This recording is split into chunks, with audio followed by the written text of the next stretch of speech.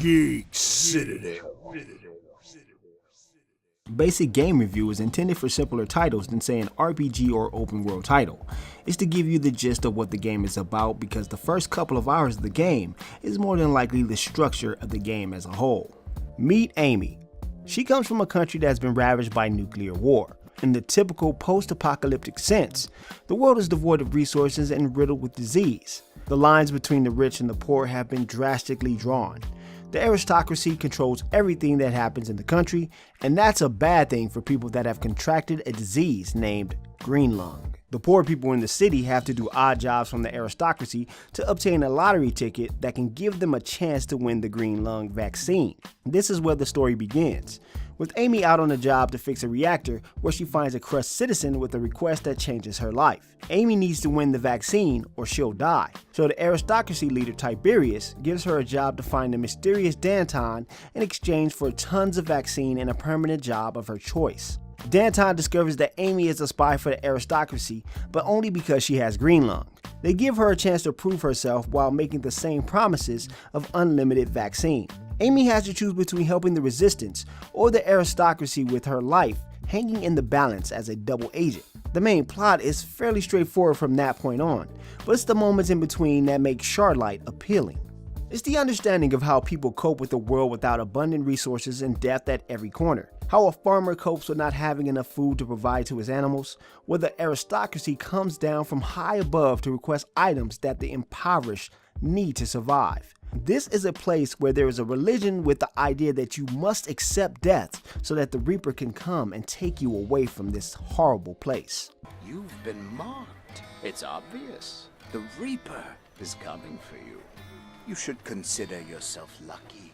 It's only a matter of time before you pass on into the next world and liberate yourself from this misery. Shardlight is a fairly dark game with the grim depiction of a fallen society. Bodies are strewn about various places in the game. People seem to kill each other for both survival and subjugation of others. There are lighthearted moments in the game, but for the most part, Shardlight makes sure to let us know that everything in its world is quite grim. Shardlight, like most Jedi games, features pixelated characters with detailed backdrops to accompany them. It works well to understand the dire straits of a bombed-out country with ravaged landscapes. The objects aren't simply strewn about by the art team.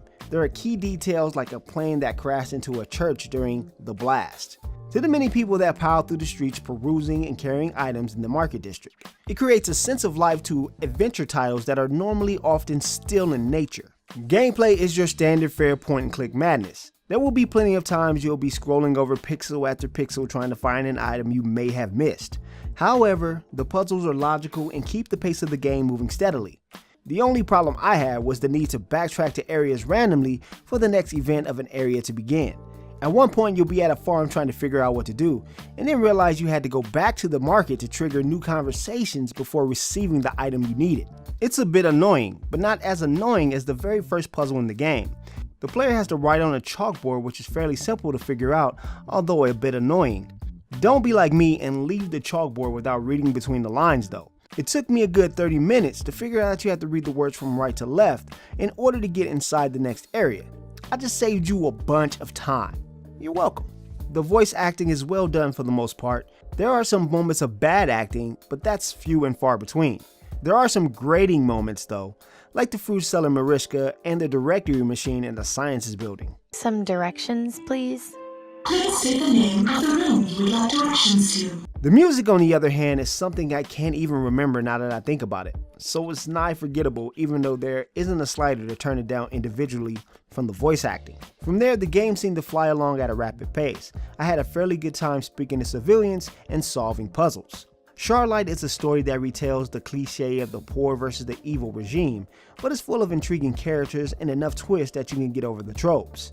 It doesn't break the mold when it comes to the adventure game genre, but if you're a fan of combining items and clicking on random pixels, you'll find no problems here. Shardlight is a fun game that's definitely for adventure title enthusiasts.